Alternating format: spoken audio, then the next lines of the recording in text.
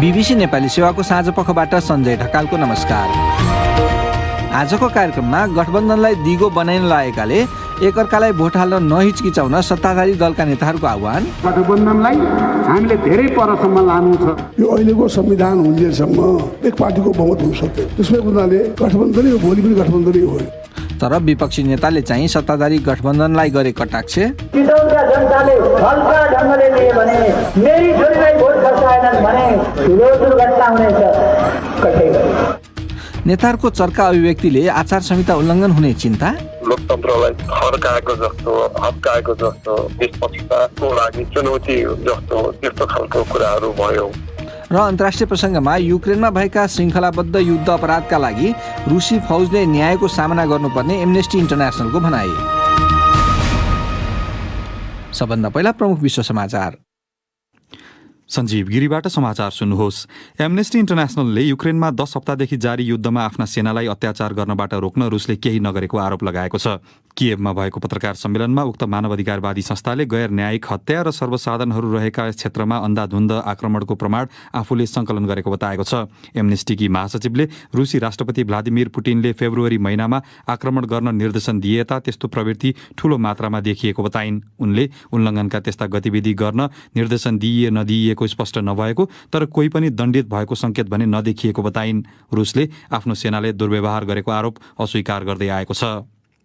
हङ्गेरीका प्रधानमन्त्रीले युरोपेली आयोगकी प्रमुखले यो वर्षको अन्तसम्ममा रुसबाट पूर्ण रूपमा तेल आयातमा प्रतिबन्ध लगाउने प्रस्ताव गरेर युरोपेली सङ्घको एकतालाई जानाजान वा अन्जानमा कम आँकिरहेको आरोप लगाएका छन्। भिक्टर ओर्बानले उक्त प्रस्तावले सीमा नागेको उल्लेख गर्दै त्यसले आफ्नो देशको अर्थतन्त्रमा व्यापक नकारात्मक प्रभाव पार्ने हुँदा प्रस्तावको अहिलेकै प्रारूप विरुद्ध हङ्गेरीले भिटो अर्थात् विशेषाधिकार प्रयोग गर्ने बताए। उनले भने यो प्रस्तावले युरोपेली राष्ट्रहरू बीचको भिन्नतालाई ध्यानमा राखेको छैन। कुनै देशसँग समुद्र र बन्दरगाह छ भने उसले पानी जहाजबाट विश्वको जुनसुकै स्थानबाट तेल आयात गर्न सक्छ। तर समुद्रसँग नजोडिएका हङ्गेरी जस्ता राष्ट्रहरू पनि छन् जहाँ तेल पाइपलाइनबाट मात्रै आपूर्ति गर्न सकिन्छ। हाम्रो तेल पाइपको दुई छेउ रुस र हङ्गेरीमा छ। यो तथ्य हो, हङ्गेरीका प्रधानमन्त्रीको भनाई। बेलारुसको एउटा अदालतले सरकारका आलोचक एकजना बेलारुसी ब्लगरकी रुसी प्रेमिकालाई 6 वर्षको जेल सजाय सुनाएको छ। ती दुईलाई झण्डै 1 वर्ष अघि रायन एयरको उडानलाई मिन्स्कतर्फ मोडेर पक्राउ गरिएको थियो। सोफिया नाम गरेकी उनलाई समाजमा तनाव भड्काएको र गैर कानुनी रूपमा अधिकारीहरूको व्यक्तिगत विवरण सङ्कलन गरेको आरोपमा दोषी ठहर गरिएको हो। उनलाई क्षतिपूर्ति बापत झण्डै $50,000 तिर्न निर्देशन दिइएको छ। उनका प्रेमी रोमान प्रोतासेभिच लामो समयदेखि बेलारुसको सत्ता सम्हालेका अधिनायकवादी नेता एलेक्जेन्डर लुकासेन्काको आलोचक हुन्। प्रोतासेभिच बारे भने अदालती कारवाही सुरु भएको छैन। तपाईँ बीबीसी नेपाली सेवा सुनिरहनु भएको छ। श्रीलङ्काको राजधानी कोलम्बो स्थित संसद भवन अघि जम्मा भएका प्रदर्शनकारीहरूलाई तितरबितर पार्न प्रहरीले अश्रु ग्यास र पानीको फोहराको प्रयोग गरेको छ। देशको आर्थिक सङ्कट बीच सरकारको राजीनामा माग गर्दै झण्डै 5,000 सर्वसाधारण त्यहाँ जम्मा भएका थिए। यसैबीच देशव्यापी हडतालका कारण दोस्रो दिन जनजीवन प्रभावित भएको छ। त्यहाँ यातायात, स्वास्थ्य सेवा, शिक्षा अनि ब्याङ्किङ लगायतका क्षेत्रमा अवरोध उत्पन्न भएको बताउँदै बीबीसी संवाददाता रजनी वैद्यनाथन भन्छन्। राजधानी र अन्यत्र सडकहरू खाली छन्, पसलहरू बन्द छन् र चहल पहल हुने बजार रित्ता छन्। यो आर्थिक सङ्कटका लागि सर्वसाधारणहरूले दोषी ठहर गरेको सरकार विरुद्ध प्रदर्शनको पछिल्लो स्वरूप हो, बीबीसी संवाददाताको भनाई। श्रमिकहरू बढ्दो महँगी र आधारभूत सामग्रीको अभावका कारण क्रुद्ध बनेका छन्। श्रीलङ्कामा हप्तौंदेखि प्रदर्शन भइरहेको भए पनि राष्ट्रपति गोटाबय राजपक्षले राजीनामा नदिने अडान राखेका छन्। युक्रेनको सहर मारिउपोल स्थित एउटा ठूलो स्टिल उद्योग अझै आफ्नो नियन्त्रणमा राख्न सफल युक्रेनी सेनाहरूले उक्त स्थानमा फँसेका सर्वसाधारणहरूलाई सुरक्षित रूपमा उद्धार गर्नका लागि तय गरिएको युद्ध विरामको रुसले उल्लङ्घन गरेको आरोप लगाएका छन्। युक्रेनी सेनाका अनुसार सर्वसाधारणहरू रहेको स्थानतर्फ जाँदै गरेको एउटा कारमा रुसले हमला गर्दा 1 जना सैन्य अधिकारी मारिएको र अन्य 6 जना घाइते भएका छन्। संयुक्त राष्ट्रसङ्घ र रेडक्रसको संयोजनमा झण्डै 200 सर्वसाधारणलाई एजोस्टाल स्टिल उद्योगबाट उद्धार गर्ने पछिल्लो पहल आज फेरि सुरु हुन सक्ने बताइएको छ। र आयोजक चीनले संक्रमण फैलिन नदिन शून्य कोभिड नीति कायम राख्न सङ्घर्ष गरिरहेका बेला विश्वको सबैभन्दा ठूलो खेलकुद प्रतियोगिता मध्ये एक एसियन गेम्स हालका लागि स्थगित गरिएको छ। सेप्टेम्बर महिनामा विश्वभरका हजारौं प्रतिस्पर्धी चीनको हान्जौ शहरमा हुने प्रतियोगितामा सहभागी हुन तयारी गरिरहेका छन्। उक्त प्रतियोगिता हुने नयाँ मिति सार्वजनिक गरिएको छैन। यो बीबीसी नेपाली सेवा हो।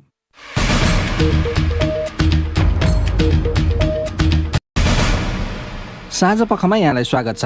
नेकपा एमालेका अध्यक्ष केपी ओलीले चुनाव पश्चात गठबन्धन विनाश हुने भनेको भोलिपल्ट सत्ताधारी दलका नेताहरूले गठबन्धनलाई अझै दिगो बनाउने बताएका छन्। बिहिबार चितवनमा गठबन्धनलाई समर्थन नगरे दुर्घटना हुन सक्ने चेतावनी दिएका प्रचण्डले आज राजधानी काठमाडौँमा भने नरम भाषा प्रयोग गरेका थिए। एक रिपोर्ट। गठबन्धनको सामु भरतपुरमा माओवादीकी रेणु दाहाल अनि काठमाडौँमा नेपाली काङ्ग्रेसकी सिर्जना सिंहलाई जिताउनु एक किसिमले प्रतिष्ठाको विषय बनिरहेको बताइएको बेला आज काठमाडौँमा प्रचण्डले नहिचकिचाइकन एक अर्कालाई सहयोग गर्न आह्वान गरे। शान्तिका निम्ति सँगै रहेका शक्तिहरूले एक अर्कालाई भोट दिन हिचकिचाउन नहुने उनले बताए। शान्तिलाई सम्पूर्ण रूपले सम्पन्न गर्न, विकास र समृद्धिको एउटा नयाँ यात्रा सुरु गर्न रुखवालाले बडो खुसी साथ, गर्व साथ हँसिया हतौडामा छाप लगाउन सक्नै पर्छ। हँसिया हतौडावालाले गर्वको साथ, खुसीको साथ रुखमा छाप हान्न सक्नै पर्दछ। विपक्षी दल नेकपा एमालेका अध्यक्ष ओलीले बिहिबार धनगढीमा बोल्दै नेता कार्यकर्ताले नपत्याएको गठबन्धन चुनावपछि विनाश हुने बताएका थिए। सत्ताधारी दलहरूले स्थानीय चुनावका निम्ति देशैभरि गठबन्धन गर्ने भने पनि कैयन ठाउँमा आफ्नै दलका नेता तथा कार्यकर्ताले अटेर गरेपछि केन्द्रीय नेताहरूले तारन्तार उनीहरूलाई खबरदारी गर्न थालेका छन्। चितवनमा प्रचण्डले यही विषयमा दुर्घटना हुने जस्तो चर्को टिप्पणी भने आज गरेनन्। बरु शान्तिका निम्ति विगतमा सँगै रहेका पार्टीहरूको गठबन्धनलाई दीर्घ बनाउने सोच रहेको उनले बताए। देशभरि पनि तालमेल गर्नको लागि पटक पटक नीतिगत निर्णय गर्यौँ, निर्देशन गर्यौँ। तपाईँहरूलाई थाहा छ, कहीँ ठाउँ भयो, कहीँ ठाउँ भएन। तर फेरि पनि गठबन्धन एक ढिक्का छ।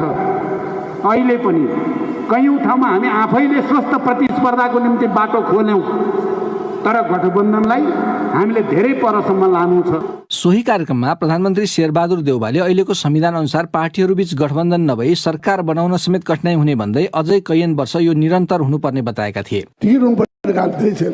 यो अहिलेको संविधान हुन्जेलसम्म कसैले बहुमत ल्याउन सक्दैन, एक पार्टीको बहुमत हुन सक्दैन। त्यसमै उनीहरूले गठबन्धनै हो, भोलि पनि गठबन्धनै हो।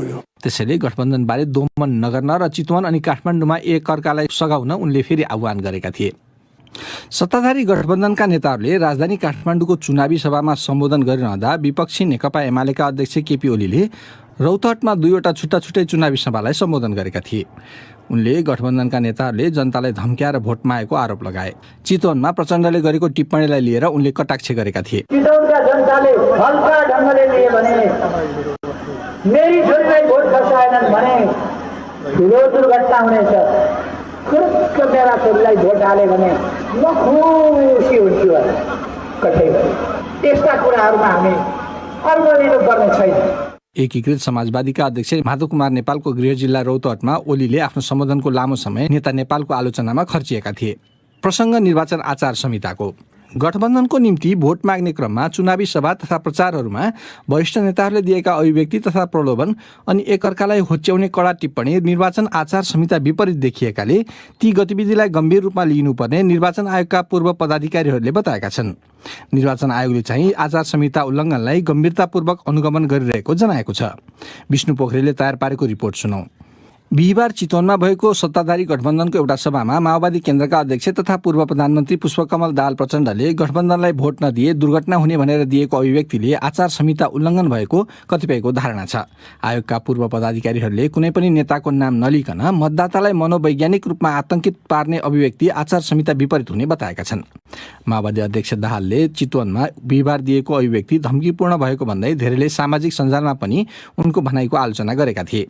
भूतपूर्व प्रमुख निर्वाचन आयुक्त नीलकण्ठ उप्रेतीले कुनै नेताको नाम नलिकन त्यस्ता गतिविधिलाई आचार संहिताको गम्भीर उल्लङ्घन भनेका छन्। यो त बुहारीलाई चाहिँ छोरो नपाइसके तँलाई चाहिँ घरमा पस्न दिन्न भने जस्तो, लोकतन्त्रलाई थर्काएको जस्तो, हप्काएको जस्तो, अनि निर्वाचन प्रक्रिया र पद्धतिमा हुनुपर्ने स्वच्छता र निष्पक्षताको लागि चाहिँ चुनौती जस्तो त्यस्तो खालको कुराहरू भयो। यसअघि काठमाडौँमा नेकपा एमाले दलका तर्फबाट मेयरका उम्मेद्वार केशव स्थापितले द्वेषपूर्ण अभिव्यक्ति दिएको भन्दै आयोगले स्पष्टीकरण सोधेको थियो। पूर्व कायम मुकायम प्रमुख निर्वाचन आयुक्त दोलखबहादुर गुरुङ आयोगले आचार संहिता लागू गर्दा पूर्ण रूपमा निष्पक्षता अपनाउनु पर्ने बताउँछन्। कसैलाई काखा, कसैलाई पाखा, ठुला दललाई चाहिँ लचकता अथवा उनीहरूले गरेको चाहिँ आचार संहिता उल्लङ्घनलाई देखे पनि नदेखेको गर्ने, सुने पनि नसुनेको गर्ने, अनि चाहिँ कारबाही गर्दाखेरि चाहिँ अलिकति हिचकिचाउने अथवा ढिला प्रक्रियालाई जाने, यो गर्नुहुन्न। तर सत्ता गठबन्धनको नेतृत्व गरिरहेको दल नेपाली काङ्ग्रेसका वरिष्ठ नेता रामचन्द्र पौडेलले प्रचण्डको अभिव्यक्तिको प्रतिरक्षा गरेका छन्। होइन, चाहिने कुरा त त्यही हो। सामान्य रूपमा त्यसलाई चाहिँ दुनियाँ खुला थियो गरे त्यसलाई अब अलिकति चाहिँ प्रेसमा दबाएर चलाएर आयो। मलाई त त्यस्तो त लागेको थिएन। त्यही सुनेको थिएँ, म त्यही थिएँ। होइन त उचाल्ने त चुनावको बेलामा प्रतिस्पर्धीले उचाल्छन्, त्यो आफ्नै कुरा हो। निर्वाचन आयोगका अधिकारीहरूले चाहिँ आफूहरूले आचार संहिता उल्लङ्घनलाई गम्भीरतापूर्वक लिएर निरन्तर अनुगमन गरिरहेको बताएका छन्। संघ र प्रदेशका मन्त्री र उम्मेद्वार सहित विभिन्न व्यक्तिहरू विरुद्ध करिब 40वटा उजुरी परेकोमा केहीको टुङ्गो लगाइएको अधिकारीहरूले बताए। हालसम्म सबैजसो ठूला पार्टी सहित 30 भन्दा बढी राजनीतिक दललाई आयोगले स्पष्टीकरण सोधेको जनाएको छ। आचार संहिता उल्लङ्घनका हकमा निर्वाचन कसुर तथा सजाय ऐनले 1 लाख रुपैयाँसम्म जरिवाना र विभिन्न कसुर अनुसारको कारबाही गर्न सक्ने व्यवस्था गरेको आयोगका अधिकारीहरू बताउँछन्।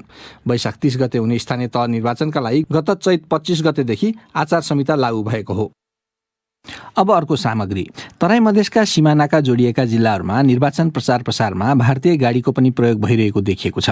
निर्वाचन प्रचार प्रसारमा भारतीय गाडीको प्रयोग गर्न नपाइने भनेर निर्वाचन आयोगले पत्राचार गरे पनि निर्वाचन आयोगको निर्देशनलाई बेवास्ता गर्दै प्रचार प्रसारमा प्रयोग भएको देखिएको प्रत्यक्षदर्शीहरूले बताएका छन्। वीरगञ्जबाट माधुरी महतोको रिपोर्ट। निर्वाचन आचार संहिता 2078 को बुँदा 13 को जमा चुनावी प्रचार प्रसारमा विदेशी नम्बर प्लेटको सवारी साधनलाई अनुमति पत्र नदिइने उल्लेख गरिए पनि उम्मेद्वारहरूले त्यसलाई बेवास्ता गर्दै चुनावी प्रचार प्रसारको क्रममा भारतीय नम्बर प्लेटको गाडी प्रयोग गरेको पाइएको पर्साको ग्रामीण भेगका राजीव शाहले बताए। चुनाव प्रसार कार्यक्रममा विशेष गरी भारतीय गाडीहरू प्रयोग गर्दै आइरहेको छ। विशेष गरी अब हाम्रो बोर्डर एरिया भएको कारणले भारतीय गाडी प्रयोग भयो। खुल्लाम रूपमा भारतीय गाडी नम्बरहरू प्रयोग गर्दै आइरहेको छ। निर्वाचन आयोगले लागू गरेको निर्वाचन आचार संहिता विपरीत गर्न नहुने काम बिहानदेखि बेलुकासम्म लाउड स्पिकरमा समेत कानै फुट्ने गरी चुनावी प्रचार प्रसार गर्नुका साथै विदेशी नम्बर प्लेटका गाडी पनि विभिन्न पदमा उम्मेदवारी दिएका राजनैतिक दलका वा स्वतन्त्र उम्मेद्वारले निर्बाध रूपमा प्रयोग गरिरहेकोले दुर्घटनाको जोखिम पनि बढेको बताउँछन् जनकपुरका रामवरण महतो। ध्वनि प्रदूषण त्यस्तै छ। अब बसिन सक्ने त्यस्तो अवस्था आइसकेको छ। यतातिर एकदमै इन्डियाको गाडी म्याक्सिमम युज भइरहेको छ। भित्र चाहिँ गतवाई एकदमै सुधाइरहेको प्रचार प्रसारकै क्रममा गाडीले एउटा एक्सिडेन्ट पनि गरेको रहेछ। जस्तै जलेश्वर भयो, त्यसपछि तपाईँको जनकपुर भयो। यो क्षेत्रमा चाहिँ एकदम प्रशस्त म्याक्सिमम छ। प्रशासनमा कुनै उल्को देख्दिन। निर्वाचन आयोग त्यसपछि यहाँको निकायहरूले एकदमै ध्यान दिनु पर्यो। निर्वाचन आयोगले पनि निर्वाचन आचार संहिता उल्लङ्घन गरेका दल वा उम्मेद्वार तथा राजनीतिक दलका प्रमुख नेताहरूलाई समेत सचेत गराइएको तथा कारबाही समेत गर्न निर्देशन दिएको जनाएको छ। निर्वाचन आयोगका सहप्रवक्ता सूर्य प्रसाद अर्याल। आयोगले उठाएको र आएका उजुरीहरू चाहिँ निर्वाचन खर्चका सम्बन्धमा छन्। भाषणमा होच्याउने, गाली गर्ने, अपमान गर्ने जस्ता कुराहरूसँग सम्बन्धित छन्। नगद प्रयोग गरेर मत मागेको जस्ता उजुरीहरू यावत कुराहरू चाहिँ आएका छन्। 37वटा उजुरीहरूलाई कारबाहीमा राखेका छन् र अरू विभिन्न प्रकृतिका छन्। ती चाहिँ अहिले अध्ययनकै क्रममा रहेका छन्। भारतीय गाडीहरू प्रयोग गरेमा त्यस्ता खालका चाहिँ उजुरीहरू आयोगमा पायो भने आयोगले चाहिँ स्थानीय प्रशासनलाई भनेर तुरुन्तै कारबाहीको दायरामा ल्याउने र गाडीलाई निर्वाचन भारतीय गाडी नेपालको गाडी भन्दा सस्तो पर्ने भएकोले नेपालतर्फका राजनैतिक दल वा उम्मेद्वारहरूको रोजाइमा चुनावका बेला भारतीय गाडी नै बढी पर्ने गरेको छ। माधुरी महतो, BBC, वीरगञ्ज। देशभरि थरीथरीका चुनावी गठबन्धन मात्र होइन, एउटै जिल्लाभित्र पनि फरक तालमेल भएका देखिएका छन्। पूर्वी नेपालको झापामा एउटा गाउँपालिकामा राप्रपालाई एक्ल्याइएको छ भने अर्कोमा एमालेलाई एक्ल्याइएको छ। राप्रपा अध्यक्ष राजेन्द्र लिङदेनको क्षेत्र कचनकवल गाउँपालिकामा राप्रपालाई अन्य दलले एक्ल्याए जस्तै नेकपा एमालेका अध्यक्ष केपी शर्मा ओलीको गृहनगर दमकमा अन्य दलले एमालेलाई एक्ल्याएका छन्। झापाबाट उमाकान्त खनालले पठाएको रिपोर्ट सुनौ। खालखालको चुनावी तालमेल देखिरहेको अवस्थामा झापाको दमक नगरपालिकामा कचनकवल गाउँपालिकाको भन्दा ठिक विपरीत चुनावी ध्रुवीकरण देखिएको छ। दमक नगरपालिका एमाले अध्यक्ष केपी शर्मा ओलीको गृहनगर पनि हो। त्यही नगरमा राप्रपा सहितको गठबन्धन बनाएर एमालेलाई एक्ल्याएका हुन्। सत्ता गठबन्धनले राप्रपाका नेता राम थापालाई मेयरको उम्मेद्वार बनाएको छ। 2074 सालको चुनावमा उनी एमालेका रोमनाथ ओलीसँग पराजित भएका थिए। त्यो बेला मेयरका उम्मेद्वार ओलीले 10,806 मत ल्याउँदा थापाले 7,655 मत पाएका थिए। त्यसअघिका चुनाव पनि पटक पटक हारेका थापा यसपटक पनि नगर प्रमुख पदमा उम्मेद्वार बनेका छन्। मेरो त अब वर्षौं पटक हारियो, अब हारेको मान्छे जितेको छु नि। जहिले पनि दोस्रोको दोस्रो, यही बाटोले पहिलो भयो भइएन नि त। पूर्व प्रधानमन्त्री एमाले त्यसैमा पनि सशक्त होइन। यी सबै कुराले उनी अब त्यसै हुन्, अब डरो पनि त लुलो हुन सक्छन् कि। एमालेले भने निवर्तमान उपप्रमुख गीता अधिकारीलाई प्रमुख पदको उम्मेद्वार बनाएको छ। सबै एकातिर भए पनि आफूले सामान्य ढंगले लिएको अधिकारी बताउँछिन्। मैले त एकदम सामान्य ढंगले लिएको छु। अब को कसरी कोसँग के मिले भन्दा पनि अब आम नगरवासी दाजुभाइ दिदीबहिनीहरूले हामीलाई विश्वास गर्नुभएको छ, हामीले काम गरेका छौँ, त्यो आधारबाट उहाँहरूले हामीलाई मूल्याङ्कन गरिरहनु भएको छ एकदमै सहज ढंगले। सत्ता गठबन्धनका 13 दल हुँदाहुँदै किन दमकमा राप्रपाको सहारा लिनु पर्यो? नेपाली कांग्रेस झापाका सभापति देवकुमार थेबे भन्छन्, अब राप्रपाको उपस्थितिलाई हामीले हैमहस्ते गरिदिन खोजेका, त्यही स्ट्रङ भएर मानिदिएको हामीले। राप्रपाको उपस्थिति दमकमा स्ट्रङ छ, त्यसकारणले गर्दाखेरि राप्रपालाई अगाडि सारे हो। कति 30 वर्ष कति वर्षमा त नदी पनि फर्किन्छ अरे भन्थे नि। यो 30 वर्ष त शासन त्यहाँ नेपाल कम्युनिस्ट पार्टीले नै गरेको, केपीओले नै गरेको।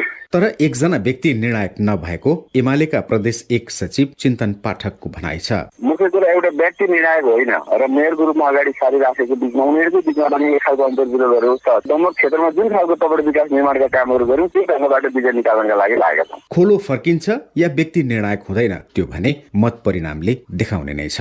उमाकान्त खनाल, BBC, झापा। अब पालो श्रोता प्रतिक्रियाको प्रस्तुत गर्दैछन् साथीहरू स्वेच्छा राउत र सृजना श्रेष्ठ। स्थानीय तह निर्वाचनका लागि राजनीतिक दल र उम्मेद्वारहरू अहिले प्रचार प्रसारमा व्यस्त छन्।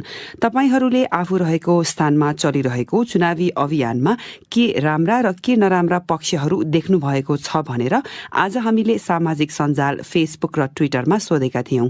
प्राप्त जवाफमध्ये केहीलाई हामीले यहाँ कार्यक्रममा समेटेका छौं। फेसबुकमा मनोज कुमारले लेखेका छन्, चुनावी अभियानमा प्रत्यक्ष रूपमा बालबालिकालाई बढी प्रयोग गरेको पाइन्छ।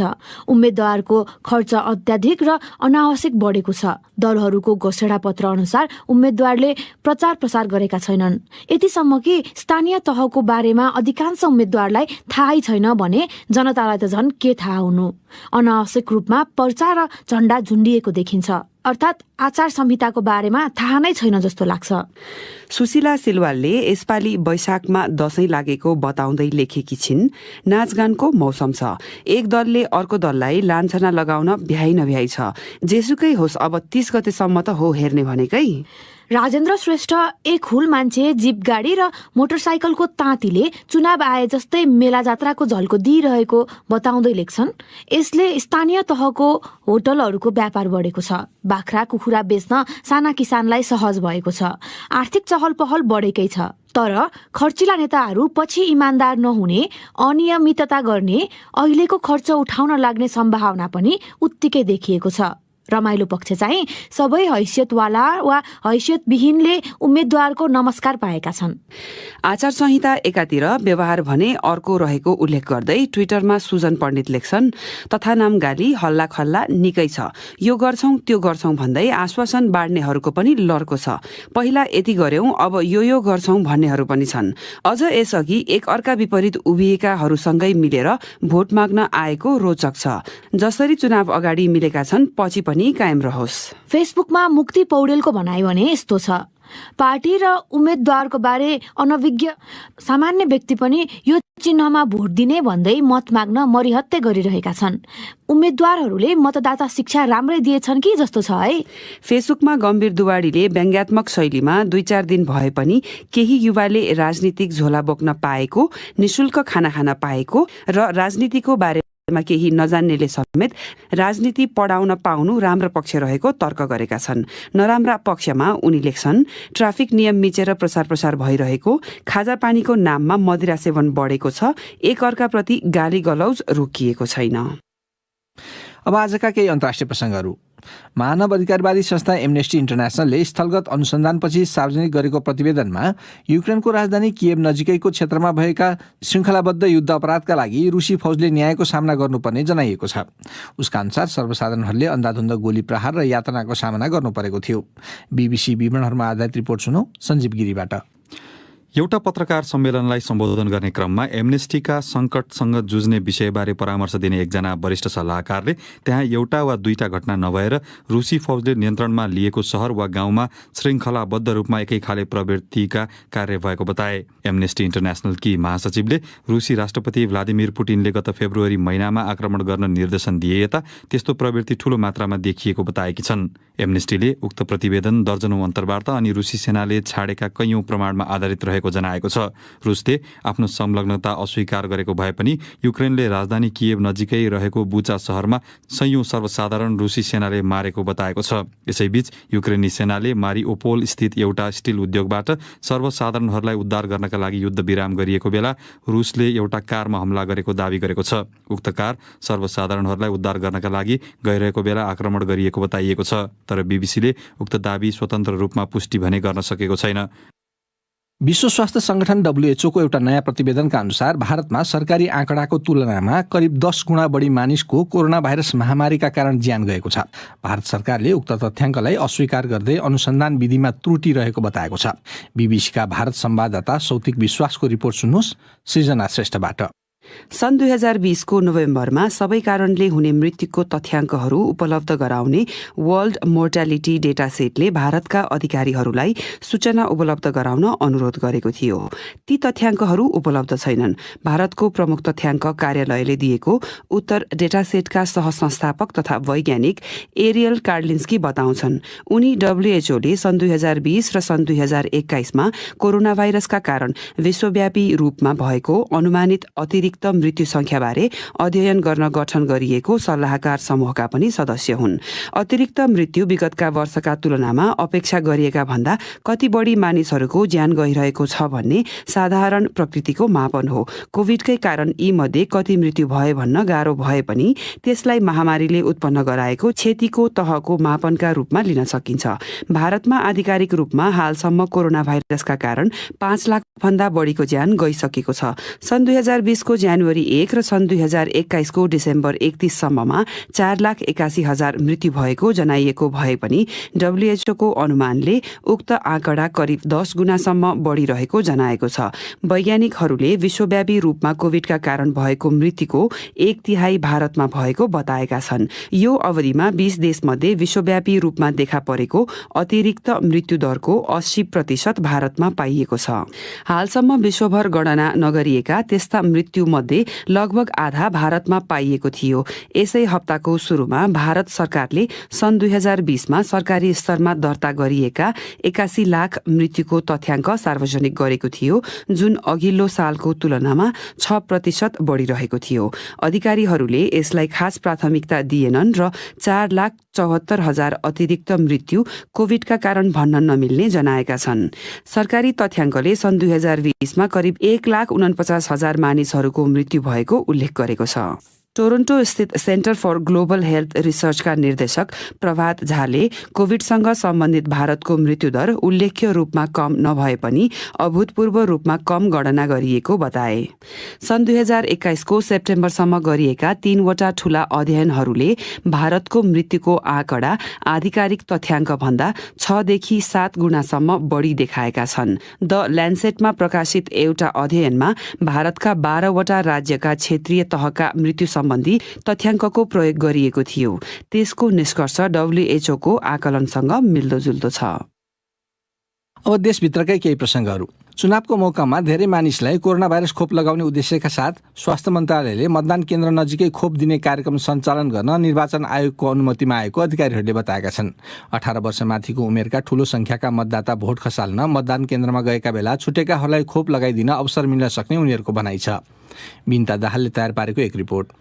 यसै साता बुधबार स्वास्थ्य मन्त्रालयकी प्रवक्ता डाक्टर सङ्गीता कौशल मिश्राले कोभिड खोपको पहिलो, दोस्रो वा बुस्टर मात्रा लगाउन छुट भएका 18 वर्षमाथिका नागरिकहरूलाई सबै स्थानीय तहको मतदान केन्द्रको नजिकमा खोप केन्द्र स्थापना गरी खोप उपलब्ध गराउने तयारी भइरहेको बताएकी थिइन्। सोही तयारी अनुसार निर्वाचन आयोगसँग अनुमतिका लागि पत्र पठाइएको स्वास्थ्य सेवा विभागको परिवार कल्याण महाशाखा अन्तर्गतको खोप शाखाका प्रमुख सागर दाहालले बताएका छन्। निर्वाचन आयोगको तथ्याङ्क अनुसार देशभरि 21,955 मतदान केन्द्र रहेका छन्। ती मतदान केन्द्रमा खोप केन्द्र स्थापना गरेर खोप लगाउन सकिने भनेर स्थानीय तथा प्रदेश स्तरबाटै प्रस्ताव आएको स्वास्थ्य सेवा विभाग अन्तर्गतको परिवार कल्याण महाशाखाका निर्देशक विवेक कुमार लालले बताए। स्वास्थ्य कर्मीहरू परिचालन गर्ने, जसले गर्दा त्यो बेला जाने व्यक्तिहरू जो हुनुहुन्छ मतदान गर्न उहाँहरू फर्किरहेको अवस्थामा उहाँहरूलाई सहज हुने भयो, छुट्टै कुनै दिन समय निकालेर गर्न पर्दैन। कोही व्यक्तिहरू बाँकी हुनुहुन्छ, इच्छुक हुनुहुन्छ भने उहाँहरूलाई एउटा थप यसरी लगाउने चाहिँ अवसर हुन्छ भन्ने हिसाबले चाहिँ अगाडि बढिएको, तर यसको व्यवस्थापन सबै स्थानीय तह मार्फतै हुन्छ। खोप कार्यक्रमका लागि खोप पुर्याउनेदेखि खोप केन्द्रमा आवश्यक स्वास्थ्य कर्मी परिचालन गर्नेसम्मका सबै खालका व्यवस्थापन स्थानीय तहले पहिला गरेकै तरिकाबाट हुने उनले बताए। विगतमा जस्तो चुनावी प्रयोजनका लागि स्वास्थ्य अधिकारीहरूलाई यसपटकको चुनावमा परिचालन नगरिएका कारण जनशक्ति परिचालनमा समस्या नहुने अधिकारीहरूले बताएका छन्। स्वास्थ्य मन्त्रालयका अनुसार अहिलेसम्म खोप लगाउने लक्षित जनसङ्ख्या मध्ये झण्डै 96% एक मात्रा र करिब 85% पूर्ण मात्रा खोप लगाइसकेका छन्। त्यस्तै करिब 35 लाख अतिरिक्त मात्रा खोप लगाइसकिएको पनि मन्त्रालयले जनाएको छ। मन्त्रालयका अनुसार खोप अभियान सुरु भए यता प्राप्त भएको करिब 5 करोड 34 लाख खोप मध्ये अहिलेसम्म झण्डै 4 करोड 20 लाख मात्रा खोप लगाइसकिएको छ। बाँकी खोप मध्ये केही खेर गएको भए पनि अझै करिब 1 करोड मात्रा खोप खपत गर्नै बाँकी रहेको मन्त्रालयले जनाएको छ। नेपाल आइसकेका खोप प्रयोग गर्नै बाँकी रहेको र अझै खोप आउने क्रममा रहेकाले अहिले खोप खरिदलाई भन्दा खपतलाई प्राथमिकतामा राखिएको मन्त्रालयले जनाएको छ। अन्त्यमा फेरि एउटा निर्वाचन सम्बन्धी प्रसङ्ग। अघिल्लो स्थानीय तहको चुनावमा जितेर एउटा कार्यकाल पूरा गरिसकेका धेरैले अर्को कार्यकालका लागि निरन्तरता खोजिरहेका छन्। उम्मेदवारी दिइसकेका त्यस्ता नेताहरू चुनावी प्रचार प्रसारमा समेत होमिसकेका छन्। आखिर किन उनीहरूले यसअघि पाइसकेको पदमा निरन्तरता खोजेका होलान्? हाम्रा साथी गनी अन्सारीले यो प्रश्न वीरगञ्ज स्थित ठाकुरराम बहुमुखी क्याम्पसका प्राध्यापक हरिराम ठाकुरलाई भेटेर सोधेका थिए। अब 5 वर्ष तपाईँले पालो पाउनुभयो। 5 वर्ष कुनै सानो समय होइन, धेरै लामो समय हो। त 5 वर्षमा जनताका बीचमा 5 वटा पनि एउटा पारदर्शी, जनताको मन छुने र जनतालाई भन्न सक्ने, प्रत्यक्ष रूपमा जनतालाई लाभान्वित वा लाभ हुने काम गरिदिएको भए त राम्रो हुन्थ्यो नि। अब उसले त कमाइसक्यो, जति कमाउनु पर्ने कमाइसक्यो नि, पैसा नलिकन कामै गर्दैन। कसले ल्यायो? आज शिक्षा क्षेत्र होस्, स्वास्थ्य क्षेत्र होस्, सरसफाइको क्षेत्र होस्, या विकासको क्षेत्र होस्, या सडक यातायात होस्, या विभिन्न उद्यानहरू छन्, यी सबैलाई व्यवस्थित गर्न पाएको भए, कमसेकम 1 सालमा एउटा राम्रो काम गरेको भए यस्तो अवस्था आउने थिएन नि। यो त कमाई खाने भाडो मात्रै ठानियो राजनीतिलाई। त्यसैले फेरि आउँछु, फेरि त्यही काम गर्छु। त्यस कारण म जनताहरूलाई, आफ्ना दाजुभाइ दिदीबहिनीहरूलाई के अनुरोध गर्न चाहन्छु भने कमसे कम जसले विकास गर्न सक्छन् राजनीतिमा लागेका मान्छेहरूलाई दिनुस् न। यो व्यावसायिक क्षेत्र होइन नि, यो अनुभवलाई ग्राह्यता दिने, 5 वर्ष काम गरेकोलाई अनुभवीलाई ग्राह्यता दिने। अनुभव के? 5 वर्ष सेवा गर्न आउनुभएको, तपाईँले सेवा गर्न सक्नु भएन। यो राजनीति मागी खाने भाडो होइन, अनि सेवामा लाग्नुस्। उसो भए यो प्रवृत्तिको अन्त्यमा कसको के भूमिका हुन सक्छ? यसमा सचेत नागरिकले भूमिका खेल्नुपर्छ। आज कस्तो दुर्भाग्य छ, पुरै महानगरपालिकामा एउटा उपमेयर महिला हुनुपर्ने, एउटा महिला सशक्तिकरण अन्तर्गत एकजना पनि महिला छैन। एकजना महिला पार्टीबाट विक्षुब्ध भएर बाध्यतावश एकजना एउटी महिलाले तपाईँको यो उपमेयरमा स्वतन्त्रबाट उम्मेदवार दिएकी छिन्। त्यसकारण महिलाहरूको ठाउँ अहिले अटोमेटिक के हो, यस्तो सिस्टम आइदियो गठबन्धन सरकारले गर्दा महिलाहरूको उपस्थिति, महिलाहरूको सहभागिता पनि न्यूनता आएको छ। त्यसकारण हामी सचेत नागरिक, शिक्षित नागरिक, बुद्धि विवेक भएका नागरिकहरूले के गर्नुपर्छ भने आफ्नो मतलाई दुरुपयोग गर्नु हुँदैन। कुन व्यक्तिले यो महानगरलाई एउटा स्वर्णिम नगर, एउटा स्मार्ट सिटी, सबै सफा सुधरा हरियो वन नेपालको धन हामी भन्छौँ, पुरै सहरलाई हरियो कसले बनाउन सक्छन्, सडक यातायातलाई, कुलोलाई, नालालाई कसले सुरक्षित गर्न सक्छन्, स्कुललाई, कलेजलाई, यहाँ विश्वविद्यालयको आवश्यकता छ, ती कुराहरू अहिले फोकसमा हामी आर्थिक राजधानी बनाइदिने, यो बनाइदिने, त्यो बनाइदिने, स्विट्जरल्यान्ड बनाइदिने, यस्ता असम्भव कुराहरू ल्याएर जनतालाई बाँड्नु हुँदैन। यो थोत्रा दलिलहरू दिएर, थोत्रा नाराहरू दिएर असम्भव कुरा ल्याएर हामी यसो गरिदिन्छौँ, उसो गरिदिन्छौँ, त्यसमा हामी जनता पनि लोभी पापी जस्तो फस्नु हुँदैनन्। हामी आफ्नो विवेकले, आफ्नो स्वविवेकलाई प्रयोग गरौँ। उनी थिए वीरगञ्ज स्थित ठाकुरराम बहुमुखी क्याम्पसका राजनीति शास्त्रका प्राध्यापक हरिराम ठाकुर साथी गनी अन्सारीसँग कुरा गर्दै।